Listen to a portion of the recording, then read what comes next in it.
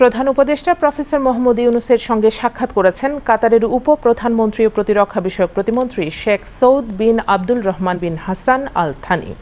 আজ দোহায় আর্থনা সম্মেলনের সাইডলাইনে এই সাক্ষাৎ হয়। সাক্ষাৎকালে বাংলাদেশ সশস্ত্র বাহিনীর বিভিন্ন শাখার ৭২৫ সদস্যকে কাতার সশস্ত্র বাহিনীতে প্রেষণে পাঠানোর প্রস্তাব গ্রহণ করায় কাতার সরকারের প্রতি কৃতজ্ঞতা প্রকাশ করেন প্রধান উপদেষ্টা। তিনি আশা প্রকাশ করেন এই ব্যবস্থার মাধ্যমে উভয় দেশ পেশাগতভাবে উপকৃত হবে এবং দুই দেশের সশস্ত্র বাহিনী ও রাষ্ট্রের মধ্যে সম্পর্ক আরও জোরদার হবে। প্রধান উপদেষ্টা আশ্বস্ত করেন যে বাংলাদেশ সশস্ত্র বাহিনীর জাতিসংঘের শান্তিরক্ষা মিশনে ৩ দশকের অভিজ্ঞতা, শৃঙ্খলা এবং পেশাদারিত্ব কাতার সশস্ত্র বাহিনীর জন্য কাজে লাগাবে। প্রধান উপদেষ্টা আরও বিশ্বাস করেন এই ব্যতিক্রমধর্মী ব্যবস্থা শুধু সহযোগিতার নতুন দিগন্তই খুলে দেবে না, বরং ভবিষ্যতে জনগণের মধ্যে সংযোগেরও একটি মজবুত ভিত্তি তৈরি করবে। প্রধান উপদেষ্টা প্রফেসর মোহাম্মদ ইউনূসের সঙ্গে সাক্ষাৎ করেছেন কাতারের বাণিজ্য ও শিল্পমন্ত্রী শেখ ফয়সাল বিন আল থানি। আজ দোহার একটি হোটেলে তাদের মধ্যে এই সাক্ষাৎ অনুষ্ঠিত হয়। কাতারে ব্যবসায়ীদের বাংলাদেশে বিনিয়োগের আহ্বান জানিয়েছেন প্রধান উপদেষ্টা প্রফেসর মোহাম্মদ ইউনূস। গতকাল কাতারের দোহায় তার সম্মানে বেসরকারি ব্যবসায়ীদের দেয়া এক সংবর্ধনা অনুষ্ঠানে এই আহ্বান জানান প্রধান উপদেষ্টা। প্রফেসর ইউনূস ব্যবসায়ীদের সঙ্গে কুশল বিনিময় করেন। অনুষ্ঠানে প্রধান উপদেষ্টা বাংলাদেশে বিনিয়োগের বিভিন্ন দিক তুলে ধরেন। তিনি দেশের যুবশক্তিকে ব্যবসায়ীদের কাজে লাগার আহ্বান জানান। প্রধান উপদেষ্টা বাংলাদেশের শিল্প কারখানা স্থাপনের আহ্বান জানিয়ে ব্যবসায়ীদের উদ্দেশ্যে বলেন, বাংলাদেশে পণ্য উৎপাদন করে বিশ্বের অন্যান্য দেশে রপ্তানির সুযোগ রয়েছে।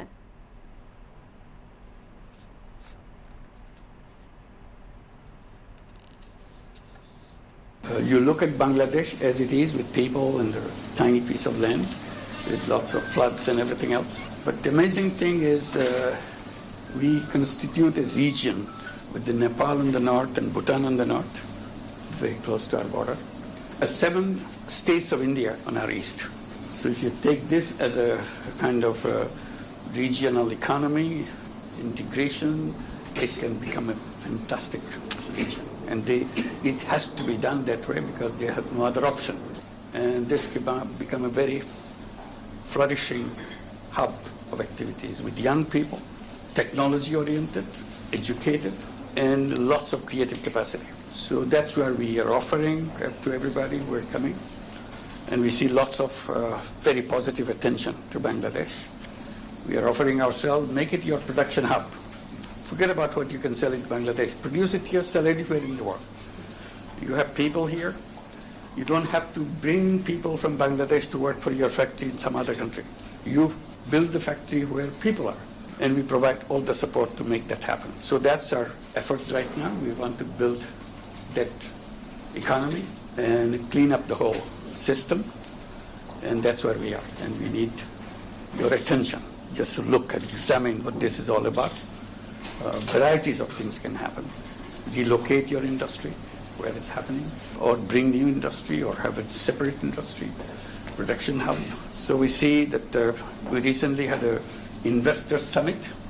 We had a tremendous response from global investors. So this is where we are, and we'll be very happy to invite you and have a look at it, see how we can do.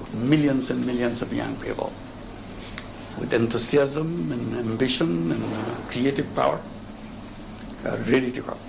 That's where we are right now.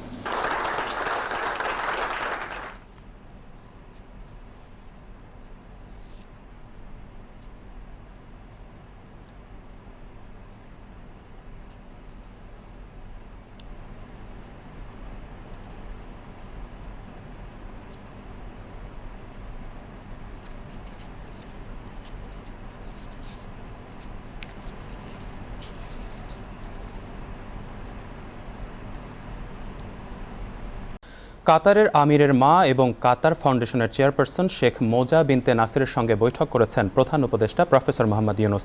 আজ কাতারের দোহায় আয়োজিত আর্থনা শীর্ষ সম্মেলনের ফাঁকে তাদের মধ্যে বৈঠক অনুষ্ঠিত হয়। সম্মেলনের ফাঁকে প্রধান উপদেষ্টা কাতারের উন্নয়ন তহবিলের চেয়ারপারসন সহ Sheikh Thani bin Hamad bin Khalifa Al থানির সঙ্গে বৈঠক করেন। বৈঠকে পারস্পরিক স্বার্থ সংশ্লিষ্ট বিভিন্ন বিষয় নিয়ে আলোচনা করেন তারা। এছাড়া দোহায় আর্থনা সম্মেলনের ফাঁকে কাতার চ্যারিটির আন্তর্জাতিক কার্যক্রম বিভাগের সহকারী প্রধান নির্বাহী কর্মকর্তা নওয়াফ আবদুল্লাহ আল হামাদির সঙ্গে বৈঠক করেছেন প্রধান উপদেষ্টা প্রফেসর মোহাম্মদ ইউনুস। এদিকে কাতার সফররত বাংলাদেশি ক্রীড়াবিদরা আজ আর্থনা সামিটের আয়োজক কাতার আমিরের বোন শেখ হিন্দ বিনতে হামাদ আল খানি ও প্রধান উপদেষ্টার সঙ্গে ফটো সেশনে অংশ নেন।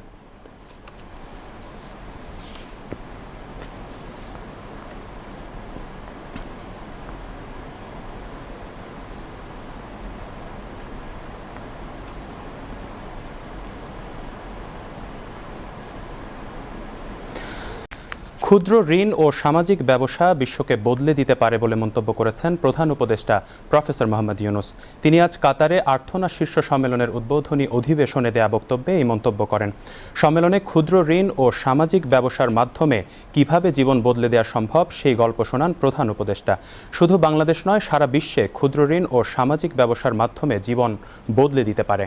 সম্মেলনে প্রধান উপদেষ্টা বিশ্বকে নিরন্তর ও সমতা ভিত্তিক ভবিষ্যতের পথ তৈরি করতে সম্মিলিতভাবে 6টি প্রস্তাব পেশ করেন।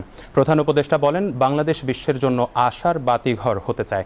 প্রধান উপদেষ্টা সামাজিক ব্যবসা, আর্থিক অন্তর্ভুক্তি ও ক্ষুদ্র ঋণ প্রান্তিক দেশগুলোতে টেকসই উন্নয়ন ও অর্থনৈতিক সুযোগ সৃষ্টির উপর গুরুত্ব আরোপ করেন। তিনি এমন একটি বিশ্ব গড়ে তোলার আহ্বান জানান যেখানে স্বপ্ন দেখার জন্য কেউ দরিদ্র থাকবে না। তিনি বলেন, শান্তি ও স্থিতিশীলতার টেকসই উন্নয়নের পূর্বশর্ত।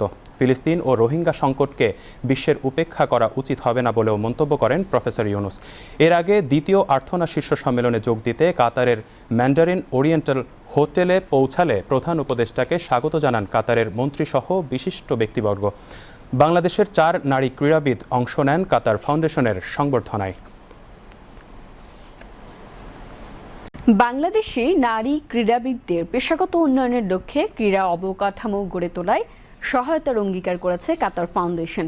গতকাল দোহায় আর্থনা সামিটের সাইডলাইনে প্রধান উপদেষ্টা প্রফেসর মোহাম্মদ ইউনুসের সঙ্গে এক বৈঠকে কাতার ফাউন্ডেশনের নির্বাহী প্রধান শেখ হিন্দ বিনতে হামাদ আল থানি এই অঙ্গীকার ব্যক্ত করেন। প্রধান উপদেষ্টার deputy press secretary Abul Kalam Azad Majumdar এই তথ্য জানান। তিনি জানান, বৈঠকে বাংলাদেশের জাতীয় দলের 4 জন নারী ক্রীড়াবিদ উপস্থিত ছিলেন। তারা তাদের ব্যক্তিগত অভিজ্ঞতা ও বাংলাদেশের নারী ক্রীড়াবিদ হিসেবে পথ চলার চ্যালেঞ্জগুলো তুলে ধরেন। শেখা হিন্দ, যিনি একজন সাবেক শীর্ষ কাতারি ক্রীড়াবিদ এবং আমিরের বোন, তিনি বাংলাদেশি খেলোয়াড়দের গল্প শুনে আবেগ আপ্লুত হন এবং তাদের দৃঢ়তা ও সাহসের প্রশংসা করেন। প্রফেসর ইউনুস জানান, নারী ক্রীড়াবিদদের জন্য একটি ফাউন্ডেশন শীঘ্রই প্রতিষ্ঠা করা হবে। তিনি কাতার ফাউন্ডেশনের কাছে ডরমিটরি, প্রশিক্ষণ মাঠ, স্বাস্থ্যসেবা, কনফারেন্স স্পেস এবং আন্তর্জাতিক অতিথিদের সাথে থাকার জন্য আবাসন সুবিধা তৈরিতে পূর্ণ সহযোগিতা কামনা করেন। আগামী 2 মাসের মধ্যে বাংলাদেশ থেকে 700-র বেশি সৈনিক নেবে কাতার।